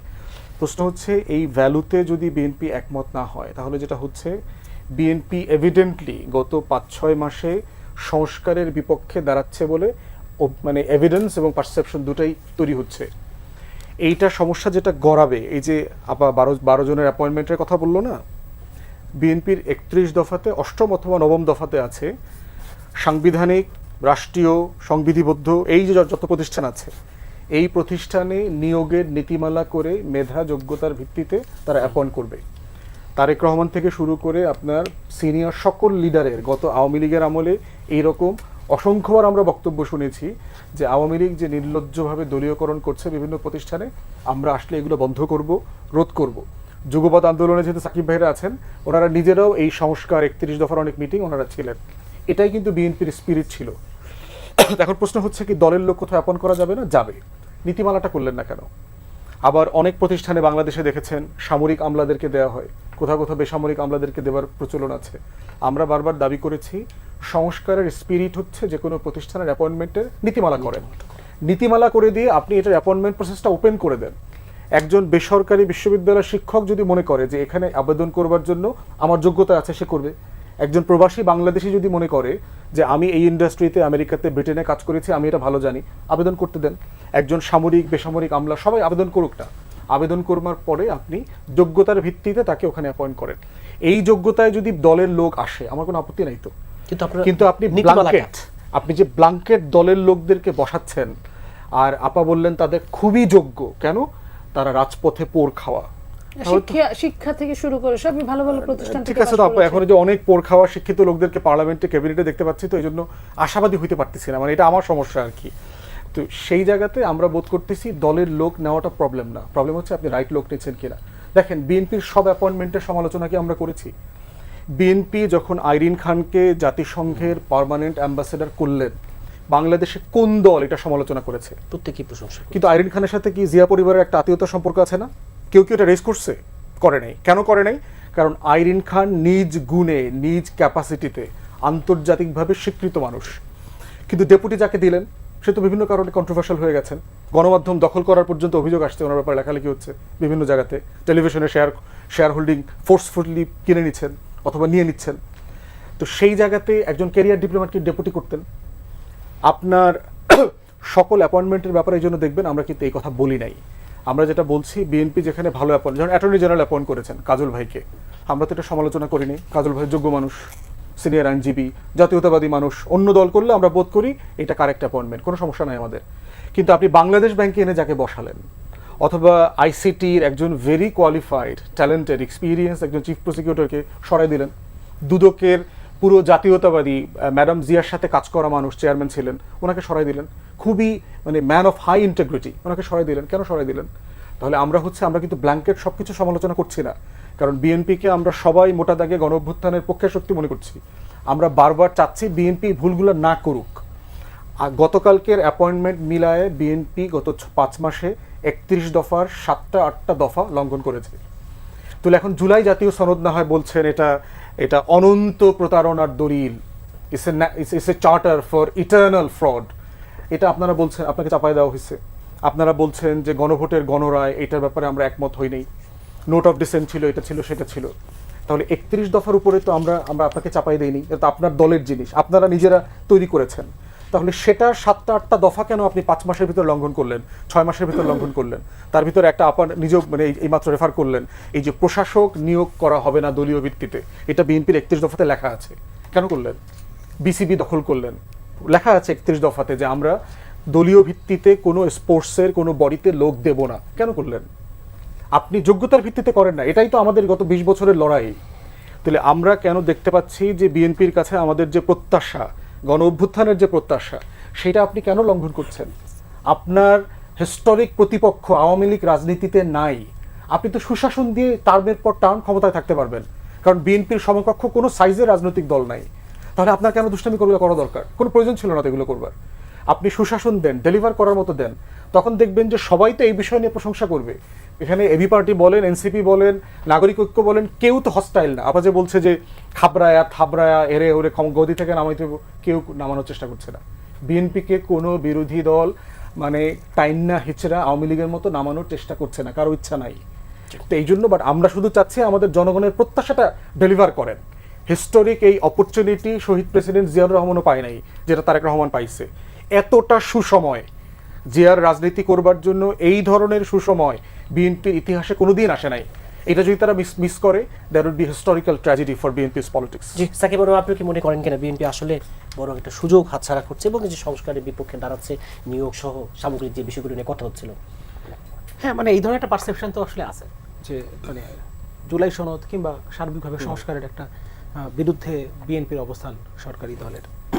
বিশেষ করে ধরেন যে অন্তর্বর্তীকালীন সরকারের সময় জারি করা যে 133টা অধ্যাদেশ, তার মধ্যে আপনি রেখে দিয়েছেন 98টা সম্ভবত রাখা হয়েছে, একদম হুবহু আইনে পরিণত করা হয়েছে। তার মধ্যে এই যে প্রশাসক নিয়োগের যে সুবিধাটা আর কি, সেটা কিন্তু রাখা হয়েছে। ওইটা বিশেষ একটা পরিস্থিতি ছিল বাংলাদেশের ইতিহাসে, তেমন ঘটনা এর আগে কখনো ঘটে নাই। সবাই রাষ্ট্র বা সরকার প্রধান মানে পদত্যাগ করে পালাই গেছেন এবং তারপরে তার সাথে তার যত চেলা চামুন্ডা ছিল সব পালাই গেছে। তো ওই পরিস্থিতি বাংলাদেশে হয়েছে। ফলে ওই পরিস্থিতি মোকাবেলা করার জন্য তখন আমার এই অধ্যাদেশটা দরকার ছিল, যার ভিত্তিতে আপনি আসলে এই কি বলে স্থানীয় সরকার ব্যবস্থাটাকে আসলে রাখবেন আপনি, হ্যাঁ, দিয়ে রাখা হয়েছে। কিন্তু সেটা ওই বিশেষ পরিস্থিতির জন্য হলেও ওটাকে কিন্তু আবার বিএনপি আইনে পরিণত করেছে, কারণ ওটা তার পক্ষে যায়। আবার ধরেন আপনার এই যে ফুয়াদ ভাই বলছিলেন যে 31 দফার কথা, অ্যাকচুয়ালি বিএনপির 31 দফা না, 31 দফা বিএনপির হলো 27 দফা। তারপরে এই যুগপৎ আন্দোলন, অন্যান্য রাজনৈতিক দল, বিশেষ করে আমাদের জোট গণতন্ত্র মঞ্চ, আমরা মিলে ওয়ান্স অ্যাডপ্টেড, হ্যাঁ, এটা তার হয়ে গেছে। মানে এটা হচ্ছে আমাদের সবারই, এইটা জাস্ট কালেক্টিভ হয়ে 31 দফা। ওটা আমরাও কিন্তু ওন করি, হ্যাঁ, অবশ্যই। আমরা সবাই কিন্তু এটা ওন করি। আমরা তো 31 দফার কথা হ্যাঁ, বলেছি, সব ওন করি। এখন বিষয় হলো যে 31 দফার 9 নম্বর দফায় স্পষ্টভাবে মানে বিচার ব্যবস্থার স্বাধীনতার কথা একদম বলা আছে, মাজদার হোসেন মামলার আলোকে আরো না একদম ডিটেইল আলোচনা। ধরেন সুপ্রিম কোর্ট বিচারক নিয়োগ অধ্যাদেশ, সুপ্রিম কোর্ট সচিবালয় অধ্যাদেশ, সুপ্রিম কোর্টের জন্য আলাদা সচিবালয় করা হবে। এটা তো যদি আমরা মানে সেই সময়কার যদি বক্তব্যগুলো, এখনো যেহেতু সোশ্যাল মিডিয়ার যুগ, এটা প্রধানমন্ত্রীর বক্তব্য আছে, আমি নিজে শুনছি প্রধানমন্ত্রীর বক্তব্য আছে, কিন্তু সেটা বাতিল করা হলো। আর এই প্রশাসক নিয়োগের জায়গাটা আপনি রেখে দিলেন। ধরেন ঠিক যে কয়টা বাতিল করা হয়েছে না, ওই কয়টাই আসলে সত্যিকার অর্থে রাষ্ট্রের রিফর্ম করতে পারেন। বাকি আপনি একটা জায়গার নাম পরিবর্তন করছেন একটা অধ্যাদেশ দিয়ে, ওটা আপনি রেখে দিচ্ছেন। হ্যাঁ, একটা স্কুলের নাম পরিবর্তন করছেন বা কলেজের নাম পরিবর্তন করছেন, একটা বিজনেসের নাম, যেগুলো আসলে মৌলিক পরিবর্তন সেগুলো আপনি হয় আউটরাইট, বিশেষ করে যে আপনার এই যে সুপ্রিম কোর্ট গুম মানবাধিকার ওগুলো তো আপনি বলছেন যে না এটা আমি একটা রিফর্ম করে সামনে নিয়ে আসবো, কিন্তু আপনি একদম আউটরাইট বাতিল করে দিচ্ছেন সুপ্রিম কোর্ট বিচারক নিয়োগ অধ্যাদেশ, তারপর সুপ্রিম কোর্ট আপনার এই যে সচিবালয় অধ্যাদেশ। আর এই যে গুম কমিশনের কথা যে ফুয়াদ ভাই বলছিলেন, গুম কমিশনের এটা বাতিল হওয়ার পর যে ক্রাইসিসটা হয়েছে, আমি একটা রিপোর্ট দেখছিলাম, সম্ভবত যুগান্তর রিপোর্টটা করছে, যে গুম কমিশন যে এভিডেন্সগুলো তারা কালেক্ট করছিল সেই এভিডেন্সগুলো এখন অরক্ষিত অবস্থায় পড়ে আছে মানবাধিকার কমিশন অফিসে সম্ভবত, কারণ তাদের এখন আর কোনো অফিস নাই। ওই মানে ওটা যে বাতিল করা অধ্যাদেশ বাতিল করার সাথে সাথে তারা তো এমনিতে মানে ডিজলভ হয়ে গেছে, ফলে কোনো অফিস নাই। দেন এই জিনিসগুলো এগুলো কাদের মানে এই এভিডেন্সগুলো কিসের, মানে মনি আপাদের মানুষজন কিংবা মনি আপা হইতে পারতেন, গুম হইতে পারতেন, আর আমরা হয়তো খুঁজেও পাইতাম না, অধিকাংশ বিএনপি। ফলে এই বিএনপির মানুষদেরকেই আসলে মানে যেভাবে গুম করা হয়েছে, যেভাবে গুম করে হারাই গেছে তারা, মানে তো অবশ্যই মেরে ফেলা হয়েছে, তাদের বিরুদ্ধে যে মানে যারাই কাজগুলো করছে তাদের বিরুদ্ধে যে এভিডেন্সগুলো তারা সংগ্রহ করছিল সেগুলো আলটিমেটলি এখন আর সংরক্ষণ করা যাচ্ছে না। ফলে এগুলো আপনি কেন বাতিল করলেন? এখন যেটা বলা হচ্ছে যে আপনি এগুলো আবার আরো ভালো বেটার করে আপনি আনতেন। আপনার মানে একটা জিনিস যদি আপনি হয়ে যায় সেটাকে আপনি আবার নতুন করে সংস্কার করতে পারেন না, সংশোধনের মাধ্যমে আনতে পারেন না। যদি নাই আনতে পারেন তাহলে আপনি আবার সংবিধান সংস্কারের ক্ষেত্রে তখন বলেন যে না সংস্কার করা যাবে না, সংশোধনী করতে হবে। তো আপনি তো সংশোধনীর পক্ষেরই মানুষ, তো আপনি তাহলে ওগুলোকে সংশোধনী করতেন, এখন আইনে পরিণত করতেন, 6 মাস পর আপনি সংশোধনী আনতেন। এখন ওগুলো আপনি ফেলে দিয়ে আপনি আবার বেটার আনবেন, তাহলে আপনি গেলেন কোন জায়গায়? গেলেন কিন্তু হাসিনার আমলে, ইন্টারিমের আমলে 133 অধ্যাদেশের মাধ্যমে, যাই হোক যেগুলো আমি বাতিল করলাম ওগুলোর মাধ্যমে আমি একটা জায়গায় আসছিলাম। এখন বলা হচ্ছে যে না ওর মাধ্যমে আমরা যেটা অ্যাচিভ করতে চাই সেই পর্যন্ত যাইতে পারি নাই, এই কারণে আমি ফেলেই দিলাম। তাহলে গেলাম কোথায়? আমি তো হাসিনার আমলে ব্যাক করলাম, তাই না? তো আমি তো এটা রেখে দিতে পারতাম। ফলে এই যে ব্যাপারগুলো না, এগুলো এক ধরনের মানে আমাদের মধ্যে একটা সংশয়ের জায়গা তৈরি করে এবং তখন মানে বিশ্বাস করার জায়গাটা জনগণের আসলে আলটিমেটলি হবে। তো আর একটা জিনিস দেখেন, আজকে আমি একটা জায়গায় একটু কথা বলতেছিলাম, মানে একজন বলছিলেন যে বিএনপির সাথে প্রতারণা করা হয়েছে কোন জায়গায়, ওই জুলাই সনদ স্বাক্ষর করা হয়েছে সেখানে নোট অফ ডিসেন্ট সহ, কিন্তু এরপরে যখন আপনার জুলাই সনদ বাস্তবায়ন আদেশ দেওয়া হলো, জারি করা হলো, তখন সেখানে কিন্তু নোট অফ ডিসেন্ট আর রাখা হয় না। এটা বিএনপির সাথে প্রতারণা। আমি বললাম যে ভাই এটা যদি প্রতারণা হয়ে থাকে, এটা প্রতারণা আমি মানলাম, কিন্তু প্রতারণা তো বিএনপির সাথে না, কারণ আপনি এটা তো প্রিডিটারমাইন্ড ছিল না যে নির্বাচনের জনগণ বিএনপিকে ভোট দিবে আর বিএনপি ক্ষমতায় আসবে, ফলে এটা বিএনপির সাথে না। যদি হয়ে থাকে তাহলে ইন্টারিম সেই জায়গাতে রাষ্ট্রের সাথে প্রতারণা করছে, কিন্তু সেটা করছে কবে? 12 নভেম্বর। ইলেকশন হয়েছে 12 ফেব্রুয়ারি, 3 মাস পরে। 3 মাসের মধ্যে বিএনপি কি কোনোদিনও কেউ কোনোদিনও দেখে নাই যে ওইখানে প্রতারণা হয়েছে? বলার পর নির্বাচনের আগের দিন পর্যন্ত বা যতক্ষণ পর্যন্ত প্রচারণা চালা যায় ততক্ষণ পর্যন্ত আপনি তো গণভোট অধ্যাদেশের মাধ্যমে গণভোট অধ্যাদেশ কিন্তু রেফার করছে হচ্ছে আপনার জুলাই সনদ বাস্তবায়ন আদেশকে। আপনি তো পড়ে দেখেন, ওটা গণভোট অধ্যাদেশটা আসছে হচ্ছে জুলাই সনদ বাস্তবায়ন আদেশকে রেফার করে। তাহলে সেটা রেফার করে যে গণভোটটা হইলো, সেই গণভোটের পক্ষে তো আপনি বিএনপি শেষ দিন পর্যন্ত এর ছিলেন। পক্ষে প্রচারণা হ্যাঁ, চালিয়েছে। তাহলে প্রতারণা যদি হয়ে থাকে তাহলে এটা ভাইস ভার্সা, দুই পক্ষ থেকে প্রতারণা হয়েছে জনগণের সাথে। জি জনাব দিন শেষে প্রতারণা আসলে দিন শেষে কার সাথে হলো, আর আমরা আসলে যাচ্ছি কোথায়? দেখেন মনিয়াপা একটা কথা বললো যে 5 মাসে একটা সরকারকে ফেলে দেওয়ার হুমকি দেয়, সহযোগিতা করে না। আমি যদি ধরেন আপনার বলি, বাংলাদেশের ইতিহাসে স্মরণকালে সবচেয়ে ভালো বিরোধী দল থাকলেই বর্তমানে, যদি আজকে 11 দলের জোট যদি বিরোধী দল না থাকতো, আওয়ামী লীগ এই জায়গায় থাকতো, এই 5 মাসে বা 6 মাসে আপনি 20 দিন কম করে হলে 20 দিন হরতাল পাইতেন। আর যদি আওয়ামী লীগ ক্ষমতা থাকতো, বিএনপি যদি বিরোধী দল থাকতো, 20 দিন না পাইলেও আপনার 10 থেকে 15 দিন হরতাল পাইতেন। আমরা কি এরকম কোনো জ্বালাও পোড়াও কর্মসূচি করছি? করে নেই। তাহলে কি করছি? সরকারকে তো সহযোগিতাই করছি। এবং যে ডে 1 থেকে যে সরকার জুলাই সনদ এবং গণভোটের রায় বাস্তবায়ন করার কথা, সেটা সে না করে এখন পর্যন্ত আস্ফালন দেখাচ্ছে, আর আমরা 6টা মাস তাদেরকে সহ্য করছি। বরং আমরাই তো বেশি ধৈর্য ধরছি। আপনি দেখেন, এই যে উনি বললেন সরকারকে ফেলে দেওয়ার কথা, বিএনপি সরকারকে আসলে বিরোধীরা ফেলা লাগে না, বিএনপি সরকার মানে নিজে পড়ে যায়। এবং ঐতিহাসিকভাবে এই বিএনপি যখন ক্ষমতা থাকে তখন সে ক্ষমতা হারায়, আর যখন বিরোধী দলে থাকে সে ক্ষমতা দিতে পারে না, দেশের জনগণ তার উদ্ধার করা লাগে। 1981 সালে এই বিএনপি তাদের নির্বাচিত গভর্নমেন্ট, সত্তার গভর্নমেন্টের পতন ঘটে নাই বিনা রক্তপাতে, পারছে ঢাকাইতে। ওই সময় কি বিরোধী দল পালাইছে, সরকারকে ফেলে দিচ্ছে? 9টা বছর হোসেন মোহাম্মদ এরশাদ বিএনপিকে নিপীড়ন করছে, দেশের মানুষ নিপীড়ন করছে। বিএনপিকে উদ্ধার করলো জনগণ, 91 ক্ষমতায় বসাইলো। তাদের জোট সঙ্গী বিনা মন্ত্রিত্ব না নিয়ে তাদেরকে 18টা সিট দিয়েও দিল। তাদের সাথে প্রতারণা করে 96-তে আবার একটা একতরফা ইলেকশন করে ফেললো, তত্ত্বাবধায়ক একটা সেটেল ইস্যু, এটা ধ্বংস করে দিল। ওই সময় কিন্তু বিএনপির আমলে যে সেনাপ্রধান ছিল মানে নাসিম, যদি বিরোধী দলগুলো রাজি থাকতো সে কিন্তু এটা কু করে ফেলতো। বিরোধী দল সায় পায় নাই জন্য কু করে নাই, মানে এরশাদের মতো আর পরিণতি করতো। আসেন এবার আসেন, কে এম হাসানেরকে প্রধান উপদেষ্টা বানাবে এর জন্য বিচারপতিদের বয়স 65 থেকে 67 করলো, একটা লোভ করলো। লোভ করার কারণে একটা ওয়ান ইভেন্ট করে দিল বিএনপির মানে প্রধান, মানে সেনাপ্রধান মইনু আহমেদ। এগুলো কি এগুলো কি বিরোধীরা করছে? 17 বছর ধরে বিএনপি ক্ষমতা আসতে পারে না। পৃথিবীর এক বিরল ঘটনা, বিরোধী দল দেশের জনগণকে উদ্ধার করে ক্ষমতায় যায়। সরকার যখন জালিম হয়ে ওঠে, নিপীড়ক হয়ে ওঠে, তখন বিরোধী দল জনগণকে উদ্ধার করে। আর বিএনপিকে 17 বছর পরে 17 জুলাইতে দেশের জনগণ উদ্ধার করছে, এবং এটা স্বীকারও করছে। প্রথম জেলখানা থেকে বিএনপি সিনিয়র নেতারা বেরোয় বলছে, হাউমা করে কাঁদে বলছে যে এরা জুলাই আন্দোলনকারী, এরা মানুষ না, এরা আসমান থেকে আসছে আবাবিল পাখি, এরা আমাদের মানে মুক্ত করে নিয়ে আসছে। কয়েকজন এখনো স্বীকার করে যে আমি সবচেয়ে বেনিফিশিয়ারি, এলে আমার ফাঁসিটা হয়ে যেত। এখনো কয়েকজন স্বীকার করার বাকিরা কিন্তু এখন বলে যে না, এটা খুব ক্ষতি হয়েছে তাদের, তারা নিজেরা নাকি পারতো। তো এই যে বিএনপিকে দেখেন তো আপনি ঐতিহাসিকভাবে বিএনপি, বরং এই বিএনপি নিজের সাথে সবসময় নিজে প্রতারণা করে। 1975 সালে আওয়ামী লীগের ব্যাপারে এই দেশের মানুষ একটা সেটেল সিদ্ধান্ত নিয়ে নিয়েছিল। বিএনপি 1979 সালের ইলেকশনে আওয়ামী লীগকে ডেকে আনি বিরোধী দল বানাইছে, আওয়ামী লীগ পুনর্বাসন করছে। 96-তে একতরফা ইলেকশন করার কারণে আওয়ামী লীগ ক্ষমতা আসছে, এবং 111ও বিএনপির কারণে হয়েছে। বিএনপি যদি লোভ না করতো, একটা পলিটিক্যাল মানে স্টেবিলিটি থাকতো। তো আপনি তো বিএনপির কথা বলেন, বিএনপি তো এখন যে কাজটা করতেছে, এখনো সংস্কার করতেছে না, পুরাতন আওয়ামী কাঠামোর মধ্যে সে থাকতে চাচ্ছে। সে যুবলীগটা তো চুপ রাখতে চাচ্ছে। আমরা বলতেছে না আমরা নাকি সংবিধান বুঝি না, তারা খুব সংবিধান বোঝে। তো সংবিধান তো আপনাদের রক্ষা করতে পারে না ছাত্র গভর্নমেন্ট, পারছে আপনাকে ছাত্র গভর্নমেন্ট রক্ষা করতে? ওই সময় পারেন না কেন ক্ষমতা থাকতে? এখনো যদি এই 11 দলীয় জোট যদি বিএনপির পেছন থেকে হাত সরাই দেয়, বিএনপিকে ধাক্কা দেওয়া লাগবে না, বিএনপি নিজে নিজে পড়ে যাবে। এটা আমি মানে হলফ করে বলতে পারি, কারণ এই বিএনপির অতীত ইতিহাস বলে সে এরকম করে। এবং সে আপনার এত আনস্মার্ট, সে মনে করে যে তার যে ক্ষমতা আছে এই ক্ষমতা আর কারো নাই, অথচ তার যে সাংগঠনিক শক্তি এটা তো সব দেখা শেষ। আচ্ছা বলো তো, আমরা বিএনপির যদি কোনো জুলুম না করি, একদম বিএনপির উপরে যদি একটা মানে বিশ্লেষণ করি, বিএনপি এই সরকার পতনের জন্য 2014 সালে অনির্দিষ্টকালে অবরোধ দেয় নাই। বিএনপির সাংগঠনিক শক্তিটা তো তখন আবার দেখছি, বুঝলাম সরকার অনেক নিপীড়ন করছে, দমন করছে, দাঁড়াতে পারে না রাস্তায়। সাংগঠনিক শক্তির তো একটা পরীক্ষা হয়েছে। ওই অনির্দিষ্টকাল অবরোধ কিন্তু এখনো প্রত্যাহার করা হয় নাই।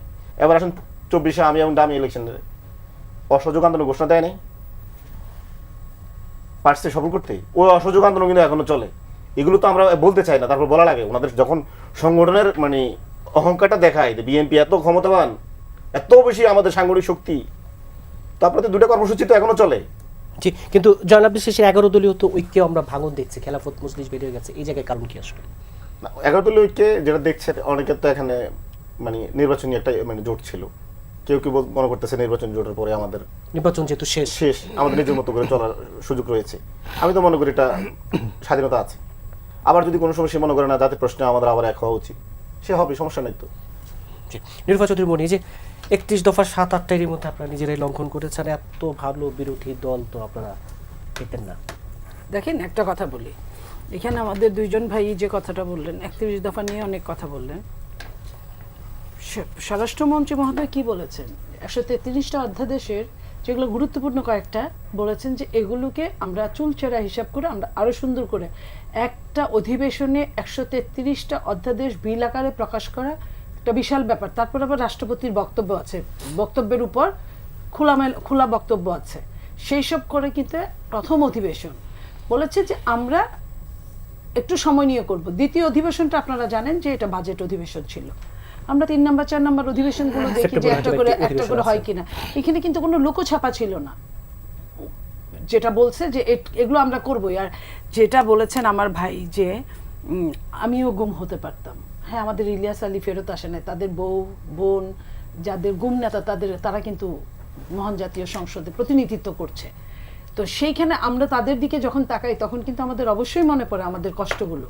এবং এও বলেছে গুমের যে গুম আপনার কমিটির মায়ের ডাকের আপনার আহ্বায়ক, সে সংসদেই দাঁড়িয়ে বলেছে যে গুমের যে রিপোর্টগুলো সেটা নিজেই গুম হয়ে গেছে।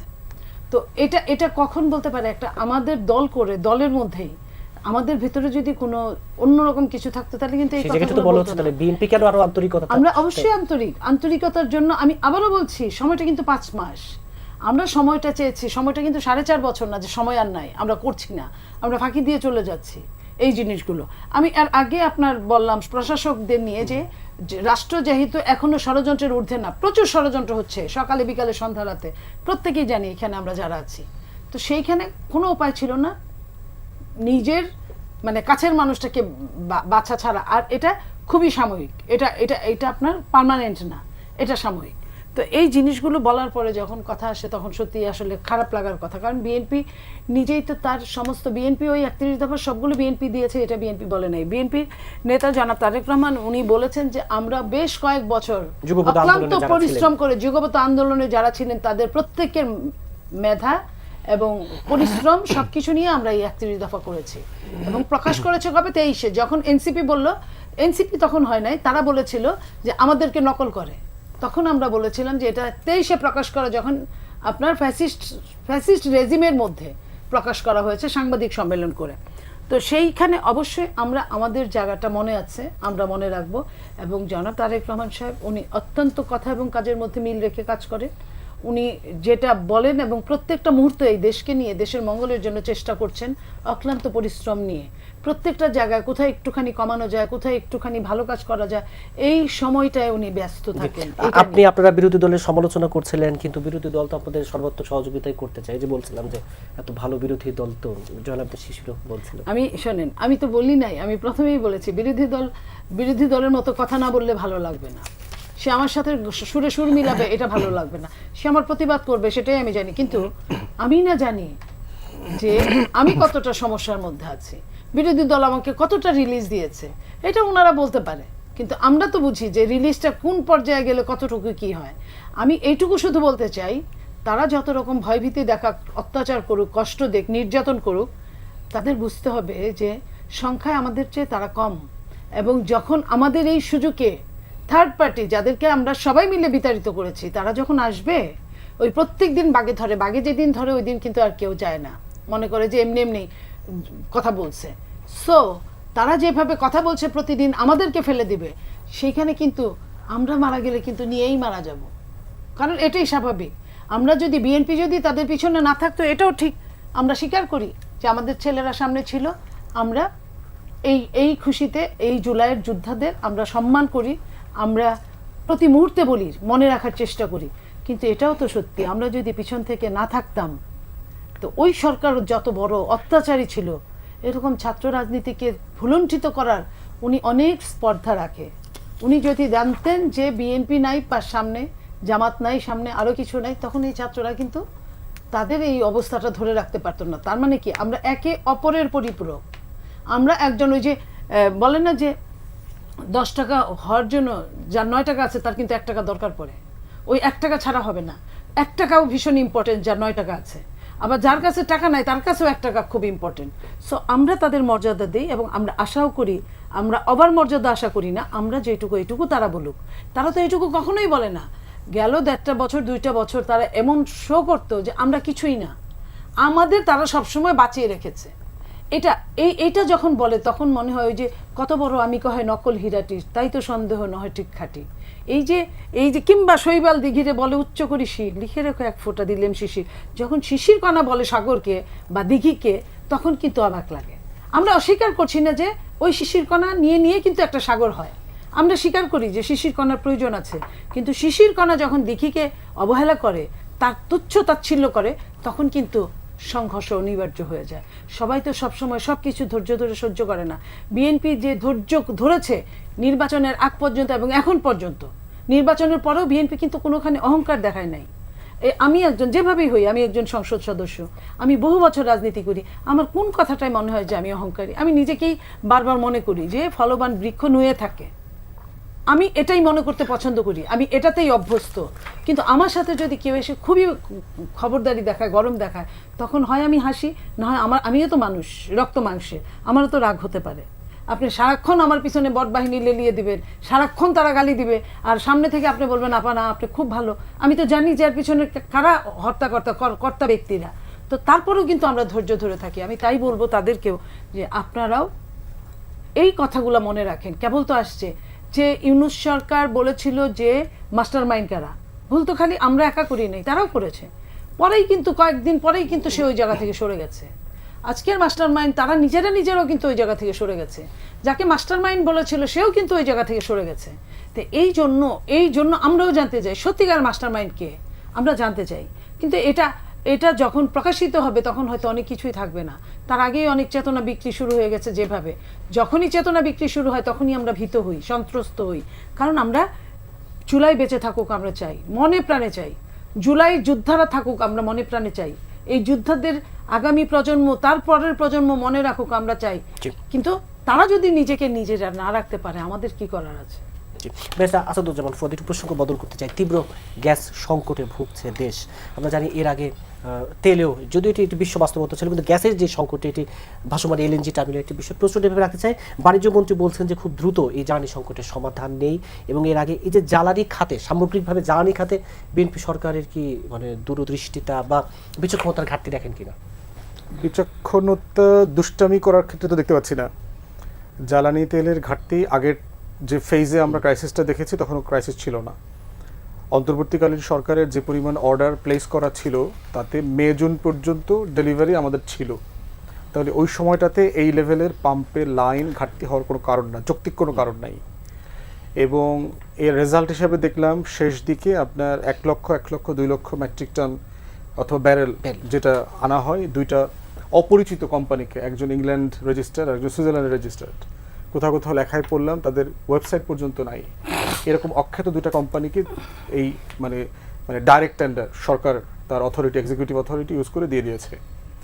অতএব এই যে বিশাল ক্রাইসিসটা হতে দেখলাম, যার ন্যায্য যৌক্তিক জায়গা ছিল না, রিজার্ভে, সাপ্লাইতে, চেইন ম্যানেজমেন্টে, যেটা ছিল ইন্টারনালি লোকাল যে জ্বালানির যে মানে আপনার অফিসগুলো আছে, বিভিন্ন কর্পোরেশন ডিপার্টমেন্ট যেগুলো আছে, এখানে ইন্টারনাল প্রচুর করাপশন ছিল, সিন্ডিকেটেড বাণিজ্য এখানে হয়েছে এবং সেখানে সরকারি দলের নেতাকর্মীরা জড়িত ছিলেন। এই ব্যবসাটা করতে দিয়েছে, জনগণের কাছে এমন একটা ন্যায্যতা তৈরি করেছে, ইমিডিয়েটলি তেল কেনা দরকার, অর্ডার করা দরকার, এবং অখ্যাত কোম্পানি দিয়ে, যার কোনো ট্রান্সপারেন্ট হিসাব নিকাশ আমরা এখন পর্যন্ত জানি না। ক্রাইসিস প্রায় শেষ পর্যায়ে, দেখেন যুদ্ধ তো এখনও চলছে, এখন পাম্পে লাইন নেই কেন? মানে ব্যাপারটা তো এরকম না যে সরকার এসে তেল অর্ডার করছে আর এখন সব তেলের কোম্পানি ভরে গেছে মজুদের, ব্যাপারটা তো এরকম না, প্র্যাকটিক্যালি পসিবল না। তো সরকার তো আসার পর থেকে যুদ্ধ এখনও চলছে। আপনার সুয়েজ ক্যানাল তো এখনও বন্ধই আছে, স্ট্রেট অফ হরমুজ সেটা তো বন্ধই আছে, বাব আল মানদেবে অফ অ্যান্ড অন ঝামেলা হইতেছে। তো সেইখানে এই যে নতুন করে সংকটের কথা দেখাচ্ছে, অ্যাপারেন্টলি আমি যতটুকু জেনেছি জেনুইন সংকট না। জ্বালানি মন্ত্রী গত কয়েকদিন আগে কিছু পলিসি স্টেটমেন্ট দিয়েছেন একটা বক্তব্যে, এবং সেখানে বলেছেন যে 6টা কোম্পানি যারা সাপ্লায়ার তাদেরকে বেসরকারীকরণ করে দেবে। এবং ইতিমধ্যে আমরা জানতে পাচ্ছি সচিবালয়ে কোথায় কোথায় কে কোথায় তদবির করছেন, কোন কোন কোম্পানির নাম আলোচিত হচ্ছে, কারা কারা ডিল করতেছেন, এগুলোর আলোচনা চলছে। এবং এর ভিতরে আওয়ামী লীগের বেনিফিশিয়ারি কোম্পানিগুলো আছে।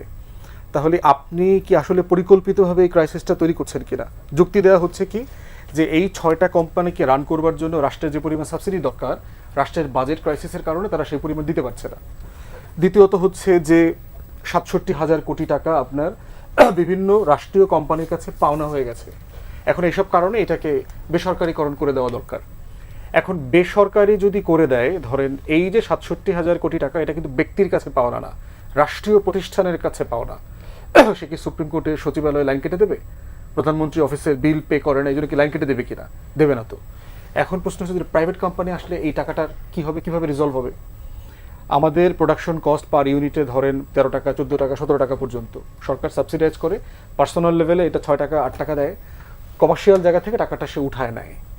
তাহলে এই গরিব মানুষের সাবসিডিকে একটা প্রাইভেট কোম্পানি করবে, যাকে এই যে গরিব কৃষক, মজুর, নিম্নবিত্ত, মধ্যবিত্ত জনগোষ্ঠীকে যে সাপোর্টটা সরকার দেয় সাবসিডি দিয়ে, তাহলে এটা তো সরকার করবে না। কি প্রসেসে করবে, কোন কোম্পানিকে দিচ্ছেন? এরপরে আছে একটা সিকিউরিটির কোশ্চেন। আপনি দেখেন যে আওয়ামী লীগকে বিদ্যুতের কুইক রেন্টাল পুরো ইন্ডাস্ট্রি দিয়ে দেওয়া হয়েছে। সভরেন সিকিউরিটি থাকার কারণে যেটা হয়েছে, চুক্তিতে রাষ্ট্র এখান থেকে ব্যাকট্র্যাক করতে পারছে না।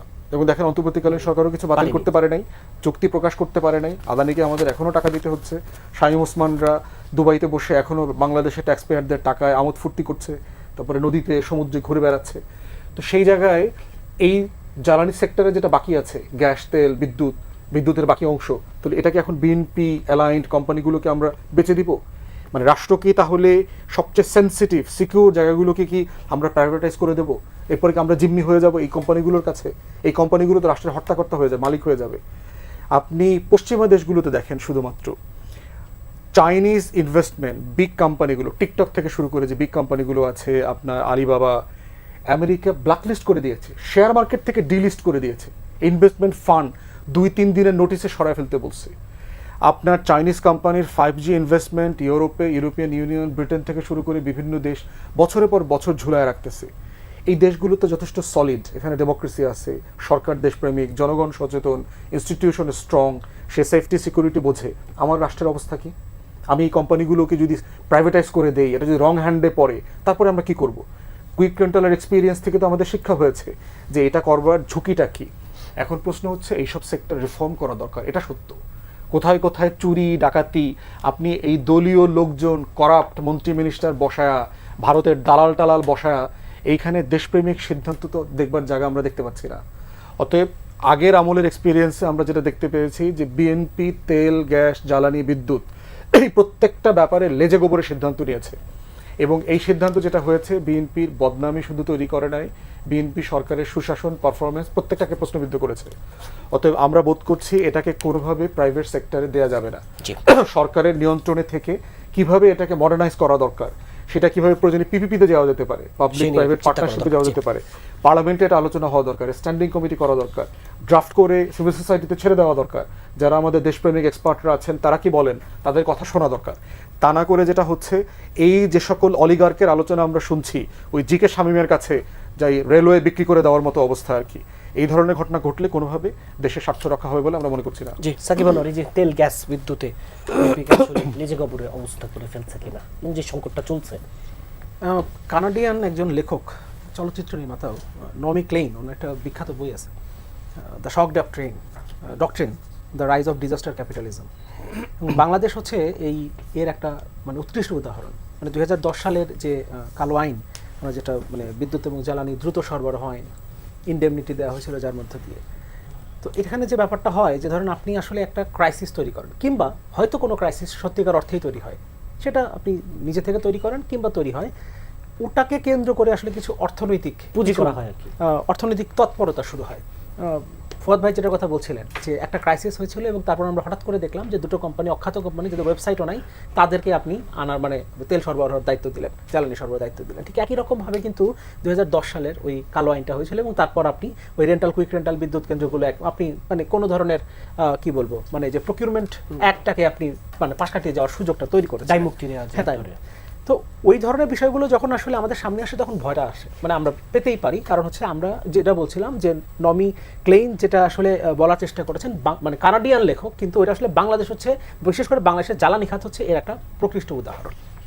এই কারণে মানে এই ব্যাপারগুলো আরেকটা বিষয় অবশ্যই ঠিক যে এই যে জ্বালানি খাতের মতো একটা বিষয়, এটা নিয়ে আসলে কোনো একটা গভর্নমেন্টের 5 মাসে জাজ করা যাবে না, এটা ঠিক। কারণ হচ্ছে এটা একটা মানে অনেক সময় নিয়ে এইটার মানে আলোচনাটা হওয়া দরকার, তারা কি করছে সেটা আসলে জাজ করার জন্য একটু সময়ের দরকার। এই কারণে এখনই আসলে এই ব্যাপারটা নিয়ে বলা যাবে না যে বিএনপি আসলে মানে ইচ্ছে করে কোনো ধরনের ক্রাইসিস তৈরি করার চেষ্টা করছে বা সেখান থেকে কোনো সুযোগ খোঁজার চেষ্টা করছে, এখন আসলে বলার সুযোগ নাই। কারণ বিএনপি ক্ষমতা আসার সাথে সাথে সে এই যে ফেজগুলো করছে, হ্যাঁ, হরমুজ, এবং এখন তো মানে ইয়েতেও আপনার কি বলে হুতিদের সাথে আবার সৌদি আরবে, ঠিক আছে, বাবেল মামদুদ সেখানেও সমস্যা শুনেছে। ফলে একেবারে ক্রাইসিস সে কিন্তু দেখছে। ফলে এই সময় এখনই আসলে খুব বেশি সেখানে জাজ করা। এখন যে গ্যাস সংকট, গ্যাস সংকটটা তো এখন একটা ক্রাইসিস হচ্ছে, সেখান থেকে হ্যাঁ কারিগরি ত্রুটি, ফলে এটা নিয়ে বলছিলাম যেটা যে এখনই আসলে এটা নিয়ে মন্তব্য করা যাবে না, সময় নিতে হবে, দেখতে হবে। আমি একটু শিশির ভাই দু একটা কথাকে একটু রেসপন্স করি।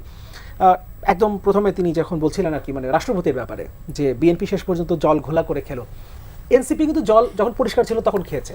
কারণ হলো ধরেন এনসিপির যিনি আহ্বায়ক তিনি না এনসিপি খায় নাই, আপনারা আগে ক্যান্টনমেন্ট এবং চুপুর কাছে চলে গেছেন। আচ্ছা, মানে ক্যান্টনমেন্টের চুপুর কাছে কেউ হয়তো গেছে, কিন্তু বিষয় হলো যে আপনার তারপরে আবার আমরা কিন্তু ওই মানে বঙ্গভবনেও আবার তাদেরকে যেতে দেখেছি এবং তাদের কাছ থেকে আবার মানে আমরা কি বলে শপথ নিতে দেখেছি। এবং চুপ্পু নিজে যেটা বললেন আর কি যে আমাকে কিসের বিচার করবে, আমি তো তাদেরকে উপদেষ্টা বানাইছি, আমার কাছে শপথ নিছে এবং তারা আমার কাছে এসেছিল পরে দেখা করতে এবং তারা আমার প্রশংসা করে গেছে।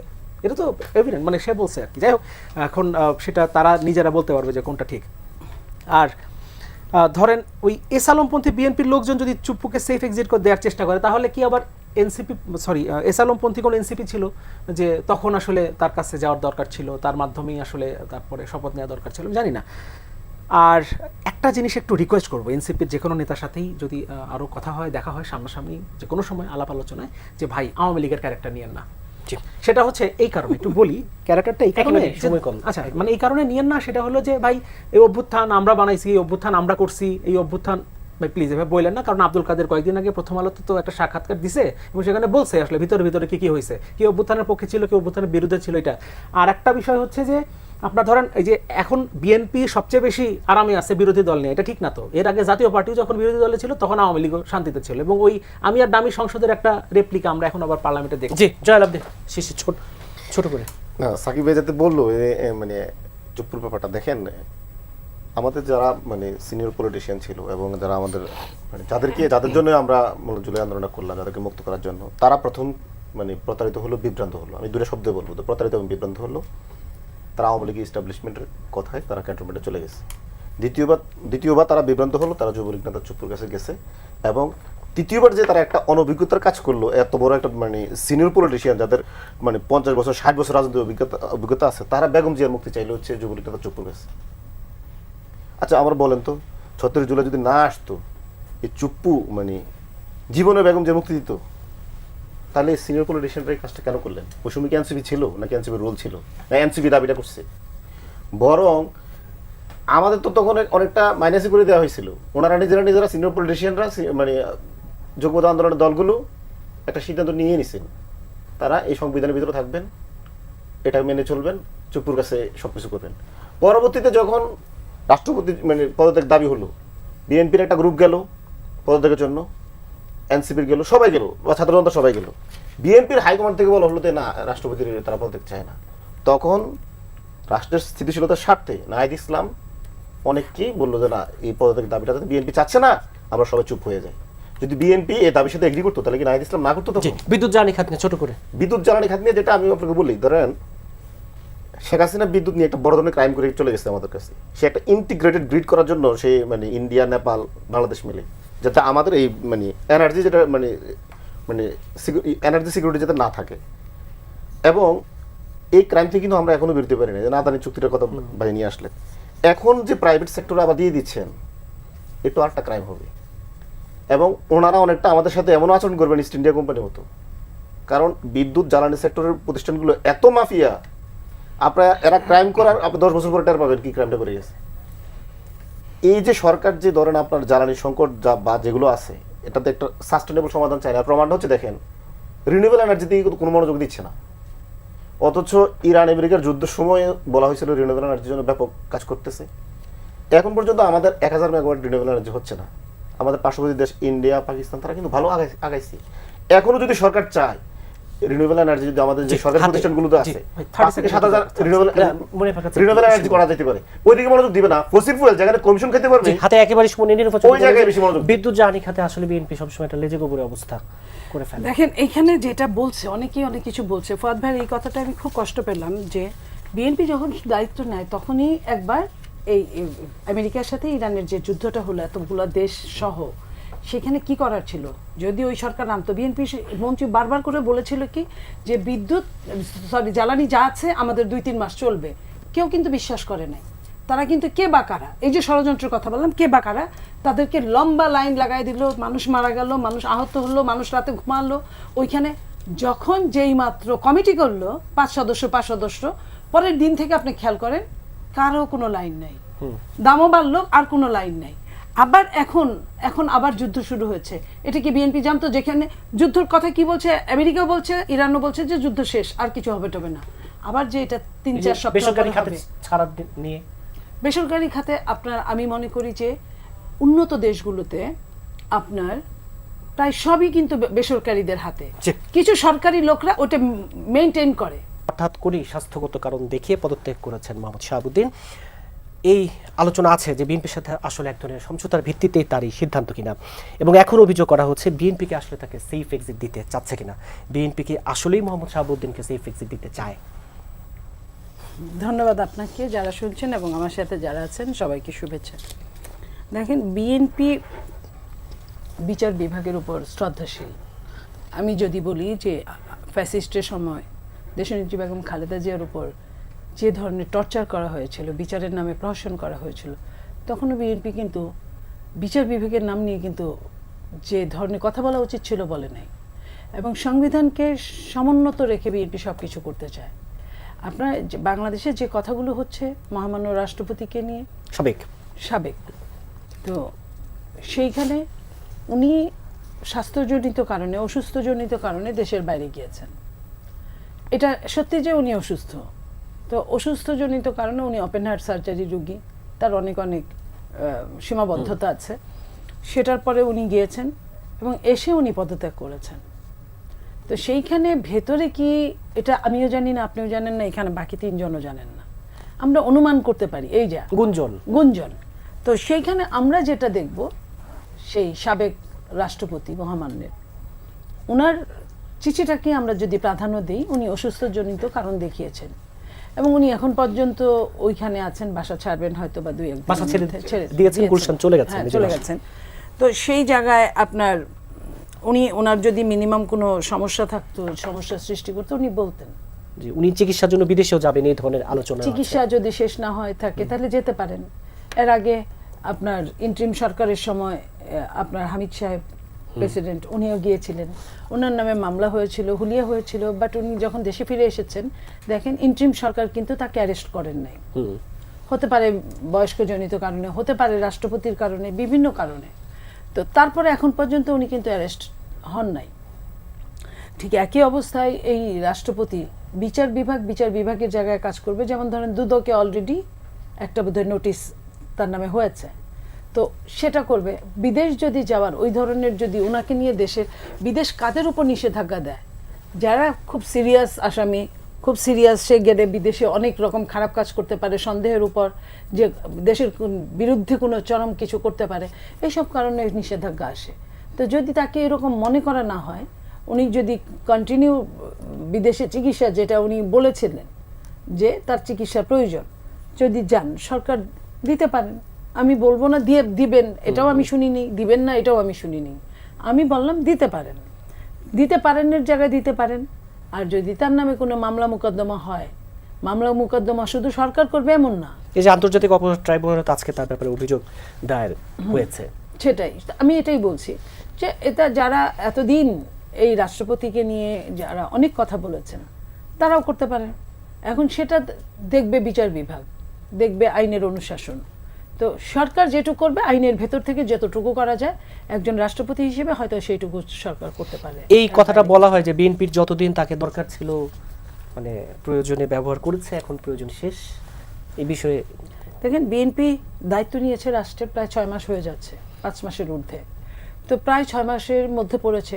সেইখানে তাকে তো বিএনপি ইলেকশনের পরে তাকে তো প্রয়োজন ছাড়াও হতো। প্রথম অধিবেশনেই তো রাষ্ট্রপতি চেঞ্জ করতে পারতো, এর আগে করেছে। এর আগে আওয়ামী লীগের সময় বিএনপি রাষ্ট্রপতি চেঞ্জ করেছে প্রথম অধিবেশনেই। তো তখন তো কোনো দরকার ছিল না। ধরে নিলাম দরকার ছিল নির্বাচনের সময়, ধরে নিলাম দরকার ছিল দেশের কোনো সহিংসতা এড়ানোর জন্য বা সাংবিধানিক জুলাই গণঅভ্যুত্থান পরবর্তী সময়টার কথা বলতে পরবর্তী চাচ্ছি। সময়। জি। তো বিএনপির আর কি থাকতে পারে এখানে? আপনি বলেন যে এই 6 মাস তাকে রেখেছেন, 6 মাস যদি রাখতে পারেন বাকি সময় রাখলে তো সমস্যা হতো না। তো এখন কেউ যদি নিজে থেকে পদত্যাগ করেন তাকে তো আর বলার কিছু নাই। জি। আবার আপনার কাছে আসবো।